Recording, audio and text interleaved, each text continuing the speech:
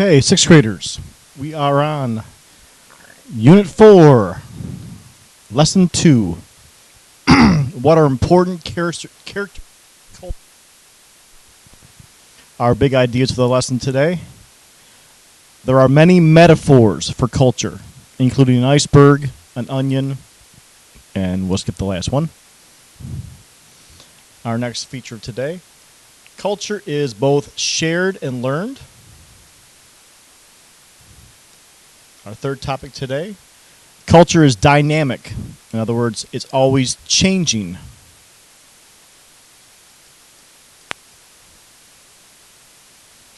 Okay.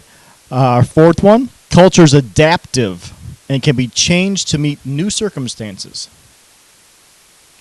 After that, culture is integrated since the components of a culture are connected. And our last topic is culture is elastic because it is stretched and adjusted by people. So those are our topics for today. First things first, our lesson definitions. Take a minute or two here. We only have 3 for the day. Number 10 is institution. That would be an organization founded for a religious, education, social, or similar purpose.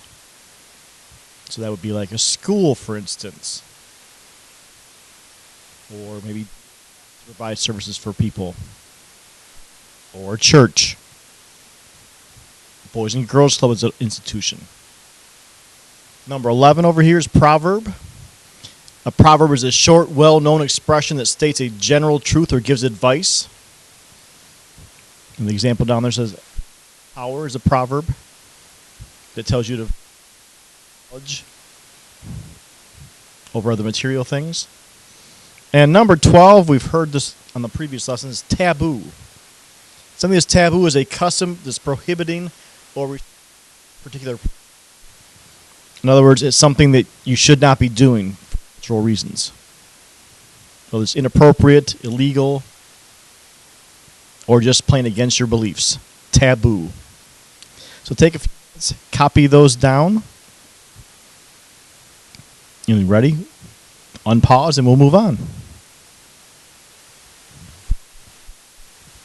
Okay, so looking at culture here, we have to review what a cultural component is. In other words, what piece of the culture are we talking about? Numerous components to it, numerous pieces to it. Everyday life, special occasions, locations. For instance, ways of greeting people is a form of cultural component. How you greet your friends versus how you greet your grandparents versus how you greet someone you don't know.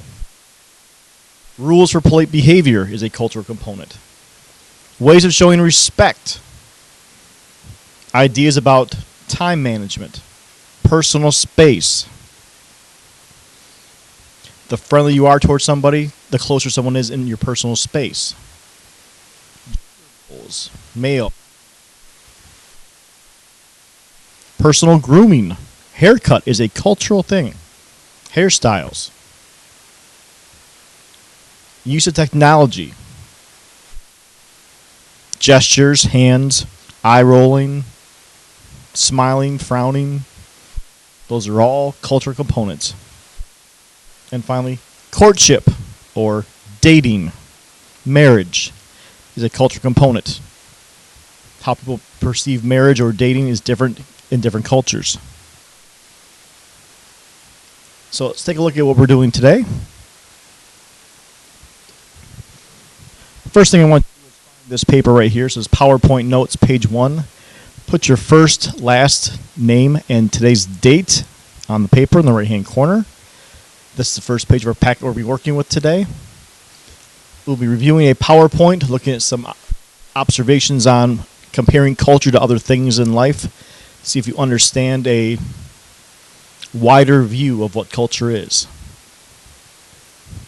Following that, we're going to look at some more cultural examples or cultural components from Mongolia, including one you've already seen before. See if you remember the name of it.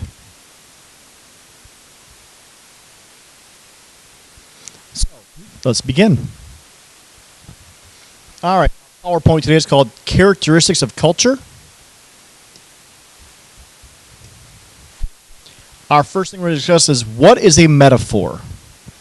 This is really a Mr. Lafferty language arts area, but I'm going to cover this anyways. A metaphor is a figure when a term or phrase is applied to something which is not literally applicable or legit. This purpose is this, something resembles something else. For instance, the example they give up there is Peter is a snake. In other words, Peter's very sneaky or Peter's very cold, something like that.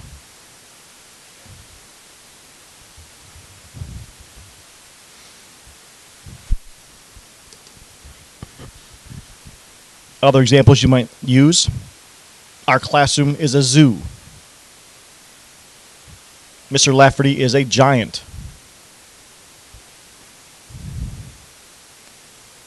My kid's room is a garbage dump. Her eyes were like diamonds. All these are metaphors used to compare one thing to another. So we're going to look today at some metaphors for culture. And there are two we're going to look at.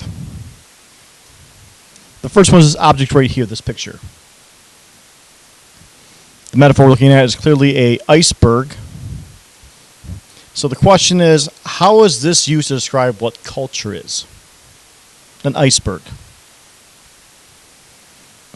Spend a minute, look at it for a minute, pause, and then play back again. We'll see if we have the exact same idea. All right. Any idea? How is culture compared to an iceberg? Well, when I look at this picture here, I see a small piece of the iceberg above water here, but a larger piece of it is hidden underwater. You can't see it unless you're actually underwater. So how can culture be like that? Partially visible, partially invisible. Well, let's see here. Clothing. Part of your culture. How you dress. Your shoes. Your style of shirt. Type of pants you wear. Your hair up, hair down. Jewelry. That's all visible. Language you speak. I don't mean just English. Slang you use. Tone of voice. That's cultural. And of course, the food we eat. All of these things are visible to the naked eye. See them. They hear them.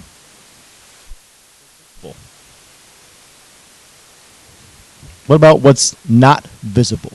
Things that you can't just visibly see or can tell just by looking at you. How you feel about things. How you feel about religion. How do you feel about the government? How do you feel about family? What you hold to be dear. Your attitudes towards things. Things you agree upon or disagree upon. Feelings about school. Feelings about home. Feelings about rules. About different bands. Your attitudes. What do you hold to be sacred to you? What do you hold to be precious to you? What do you hold to be important to you? Those are your values. Things that cannot be just seen, but they're things that make up you. Culturally make up you, who you are. So that's a metaphor. Culture is like an iceberg. Partially visible, partially unseen. Metaphor. Like an onion. I don't mean stinky. Spend a minute thinking about how could culture be an onion.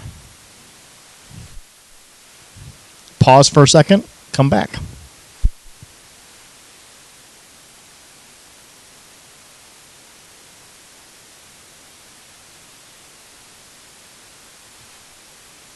All right, so got an onion.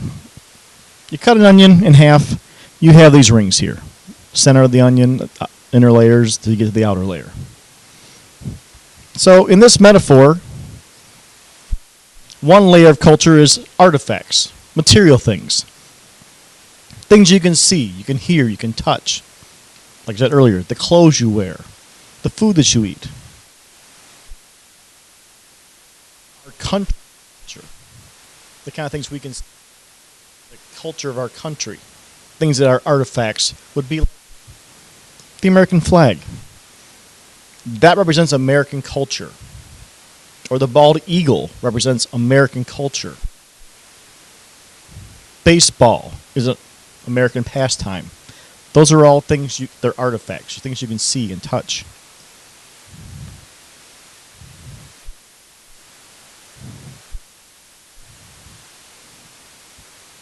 Rituals, weddings, funerals, church rituals, game time, going to school rituals. These are all things that are part of your culture. And for most people, it's pretty consistent across the country. But our next layer here, systems and institutions. The kind of things that aren't quite tangible, but they operate around us.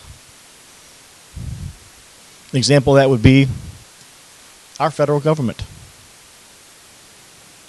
That's a system. It's got 3 branches, if you recall last year: executive, judicial, and legislative. This is an American institution. We have this in place. It's American. We have this in place at federal, state, and local governments, these branches. This makes our culture unique.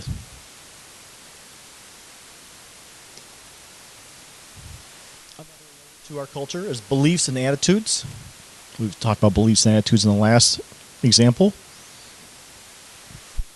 Beliefs and attitudes would be about your opinion about the government. Government should have limited power. The government should take away guns or protect my right to have guns. The government should do what? Everyone has a belief about the government, right? That's American. That's our culture. And finally, the center layer, our values. The things that make America is a value we all cherish. We have the freedom to do different things, to live where we want to live, have the kind of jobs we want to have, the homes we want to have. That's an American value. That's part of our culture. We cherish freedom.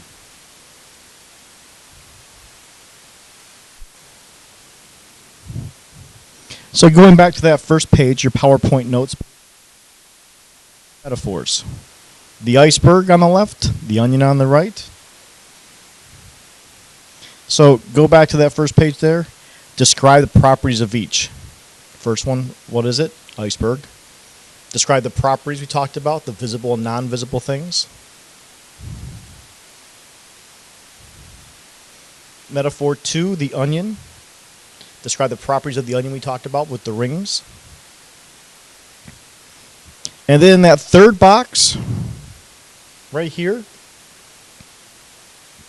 simply choose which one of the 2 metaphors you think is the best way to describe our culture. Just put a check mark. Which one do you think is better? Does the iceberg describe culture better than the onion? Put a check mark there. That's what I'm looking for on that first page.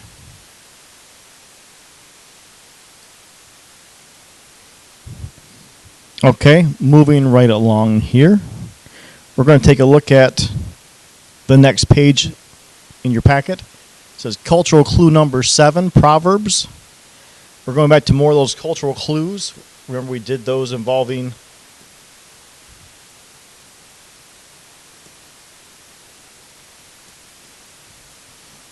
Mongolia yesterday. We looked at the saddle, the instrument, the chess set, all those different things. So let's look at some more characteristics of culture. Number 7 in our list there, because we did the first 6 yesterday, it's Proverbs.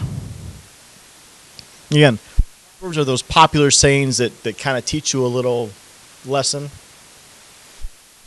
So on this page here, cultural clue number 7, Proverbs, they have a list of several proverbs here that are unique to Mongolia. So what I want you to do is I'm going to read each one of these aloud. And then I want you to pause this and you partner discuss each one of them.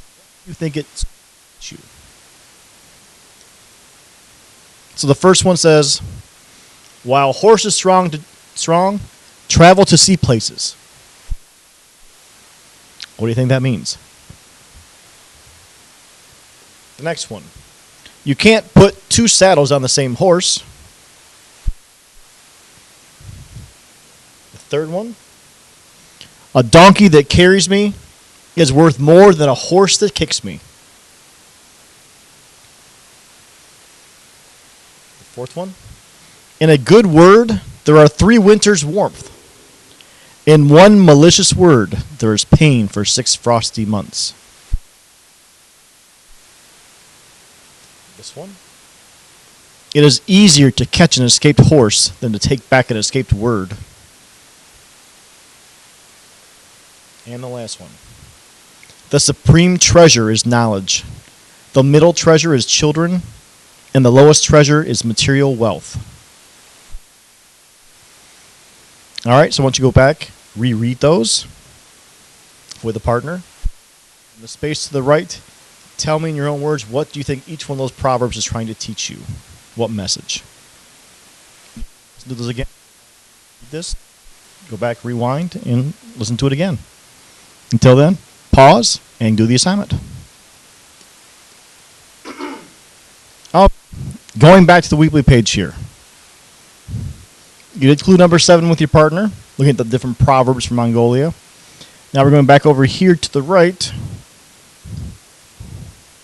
and look at the next clues here. Clue number 8. We're going to write our responses on our next page here. Again, clues 8, 9, 10, 11, and 12 at the bottom. Again, you're going to simply write your inference. We're not going to do evidence today. We'll discuss that when you're done. But for now, we're going to look at the inferences here. What do we think we're trying to teach us here? Let's take a look.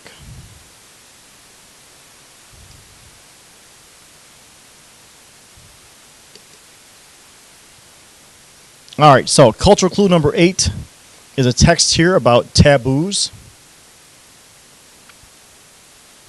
A taboo in this culture is considered like an unwritten law. The rules dictate the respect of people's relationships, respect of nature and environment, of the skies, outer space, of sun and moon and planets, of norms of behavior, of traditions and education and human relationships. This oral folk law has been strictly observed by this culture for centuries and has become a homemade discipline for the educating and upbringing of children. For example, it is forbidden to look suspiciously at one's mother, father, grandparents, and familiar or unfamiliar elderly people. The offending person would be treated as a man disregarding the law and considered worse than an animal. It is forbidden to throw waste into rivers, lakes, and spas. The offender would be punished for spoiling the water, the source of all life. People in this culture do not beat horses, dogs, and animals. It is equal to be beating a close friend.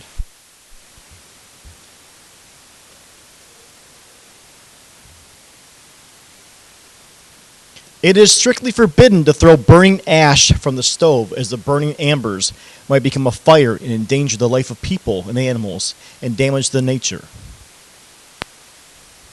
It is forbidden to leave holes for rope and tether fastening unfilled with soil or stones. The soil injured by a stake must be recovered. Open holes may also injure the legs of animals. It would be considered as shameful to urinate towards the setting or rising sun. This way one respects the holiness of the suns, the rays of which shine and illuminate the whole world. And finally, the last taboo. Not feeding a guest is considered a sign of ignorance and unfriendliness.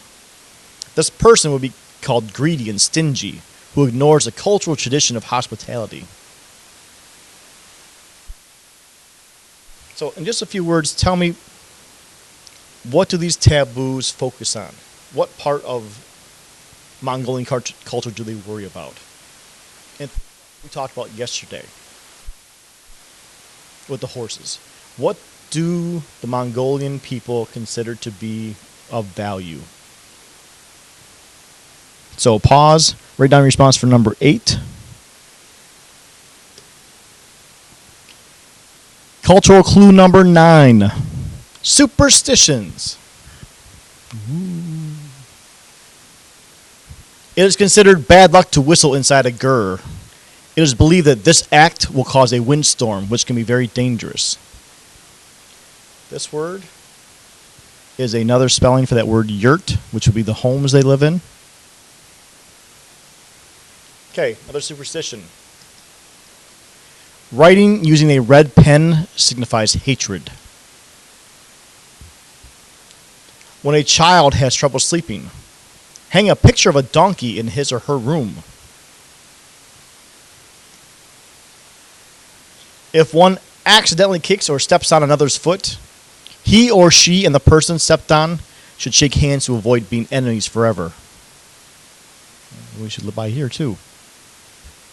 Blocking a threshold of the gur is bad luck. Passing a knife with its sharp edge facing the recipient is bad luck.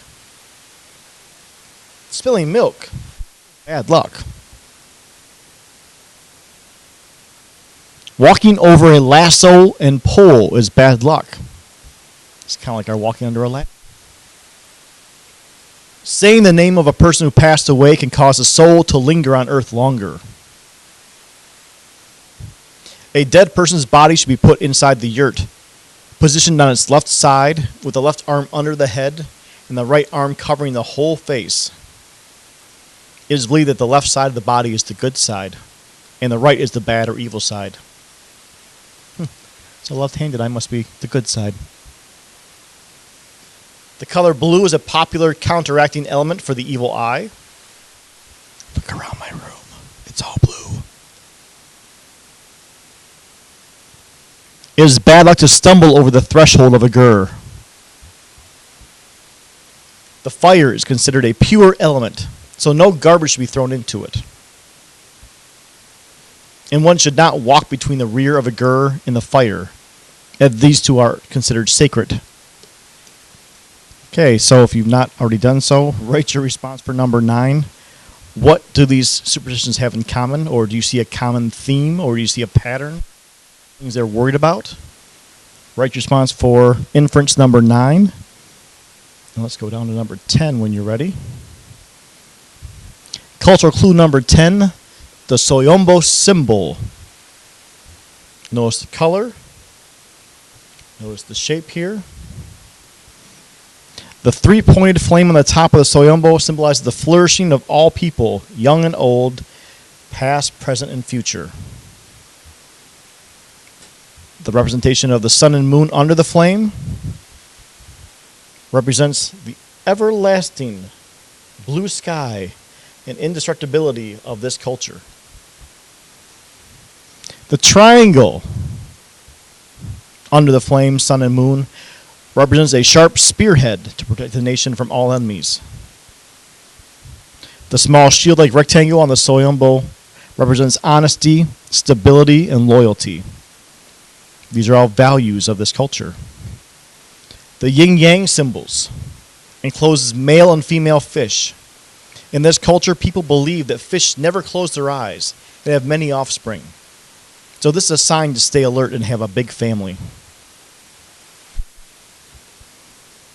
The 2 vertical oblongs on the side represent a wall. If people of this culture remain in harmony with their motherland, they will be stronger than any iron wall.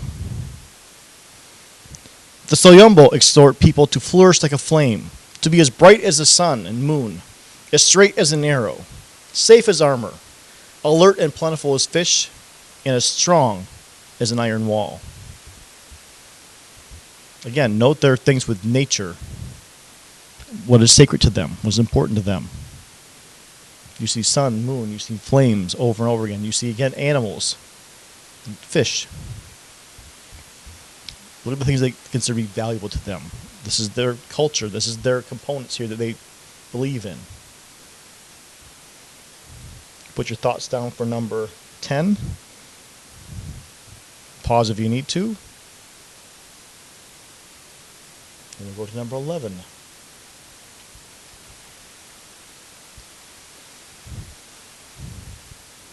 Number 11 is a short story here called How the Camel Lost His Good Looks. I think this is called a parable, which is a story that gives you a message or teaches you a lesson. You can read with me or not. It's up to you. How the Camel Lost His Good Looks. They say that long, long ago, the camel used to be one of the most handsome animals. He had a long, fluffy tail and nice and mighty horns. All the animals in the forest and the steppe were envious of the camel. Many of them wanted to have the kind of tail that the camel had, or the kind of horns that he had. The camel knew of this and said proudly, "You won't find the kind of tail I have, or the horns anywhere else in the world." But it would have been better if he had not boasted. Once he came up to the river to have a drink of water, and there he met a stag. "I'm invited to a party. Will you lend me your horns just for a while?" asked the stag. The camel lent him his horns. Later on that very same day, the camel met a horse. "I'm invited to a party," said the horse. "Will you lend me your tail?" The camel agreed and stayed on the bank of the river. The stag and the horse ran off. All day long the camel was drinking water and looking up the road while waiting for them. But there's no sign either of the stag or of the horse. The stag had deceived the camel and skipped over to the forest. He stayed there forever and never went out in the open steppe. He got accustomed to the horns as if they were his. The horse never gave back the borrowed tail, and when he comes across the camel, he gets frightened and runs away. That is how the camel lost his good looks and sweet temper.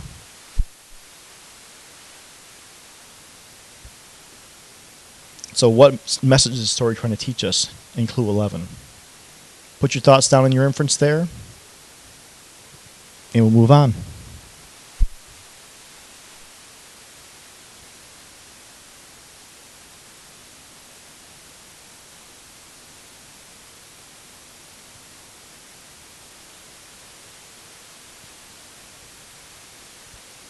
Finally, number 12 here.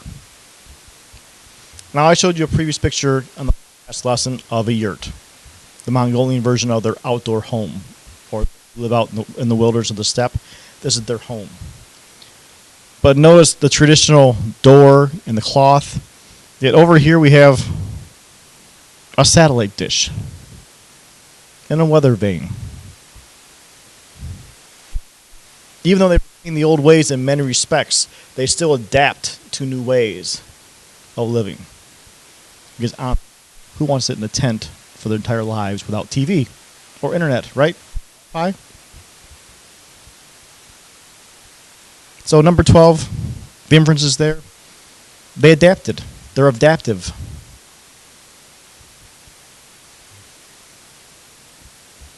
All right, final page here.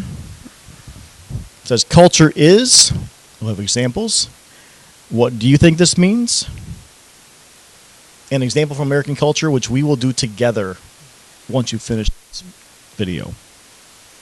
All right, so we're going to fill out these first two columns yourself. We will tackle this one together when we're all done. Let's go back to the PowerPoint. Characteristics of culture. The first one says is shared. That goes in your first box. Culture is shared. Culture is shared by members of a group. Even though each of us is unique and capable of individual thought, we do not have our own culture. We're a group, a collective. Whether it's a classroom, whether it's sports fans, whether it's a dance team, whatever it is, we share cultures in our own groups.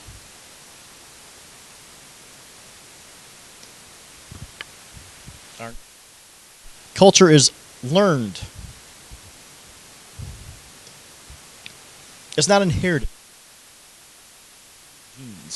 You learn it. It's passed. your grandparents. You also learn by those around you. You learn from them, they learn from you.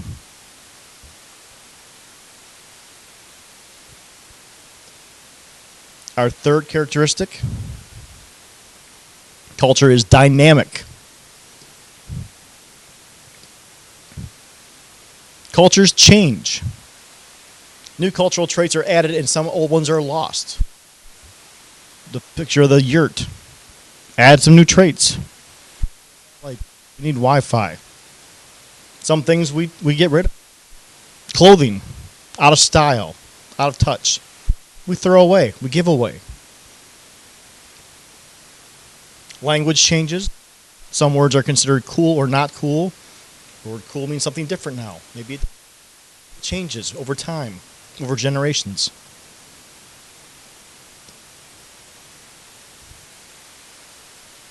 Changes happen as a result of both invention within a society and diffusion of cultural traits from one society to another. In other words, things that we create within our own culture or things we adapt from seeing other cultures. Other words we pick up, other language we pick up, other traits, other skills.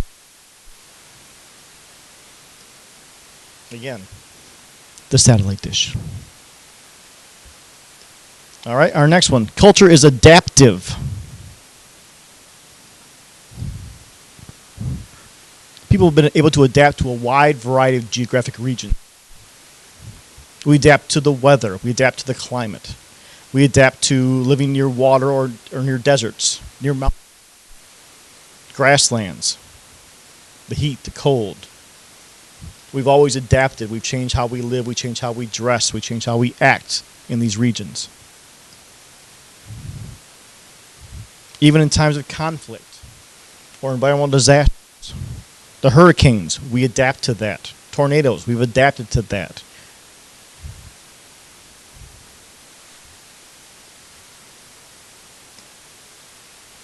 Again, these yurts, even though they're small, they're comfy for living in a mountainous, cold area. They're also easy to move compared to a real house. The Mongolians have adapted to living in this mountainous area and following their herds of horses or herd cattle, whatever they bring up, whatever they farm, do.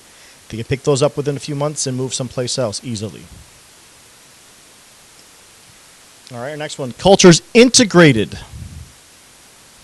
And folks, if I'm going too fast, pause at any time. Rewind if you have to. Our next one. Culture's integrated. Relationships exist between the different cultural components of a culture. Each aspect of a culture tends to be in harmony with every other aspect. What does that mean?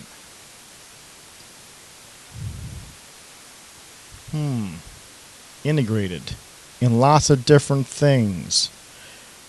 Lots of different things. So sometimes there's a common theme. Oh, I don't know. Horses.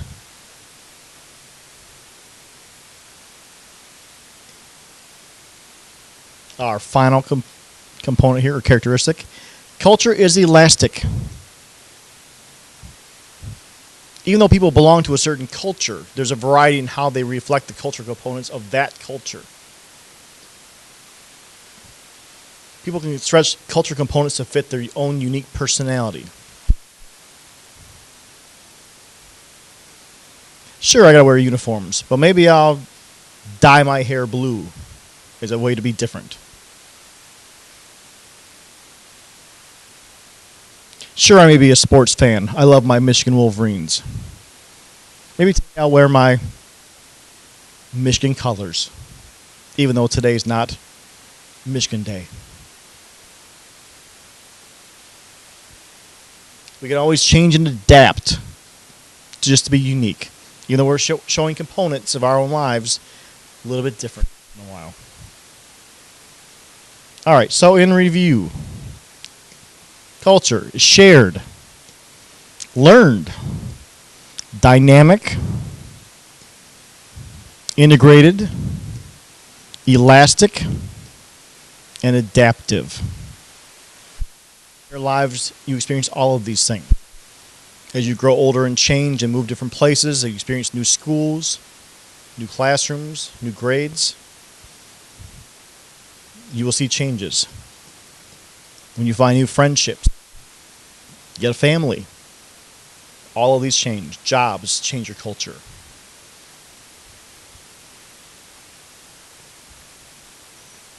So tomorrow we'll talk about another aspect of culture, but for now, wrap this up. When we're all done, we hear what you've done and go over your cultural clues and your cultural characteristics. The last 2 pages we'll review. All right? All done.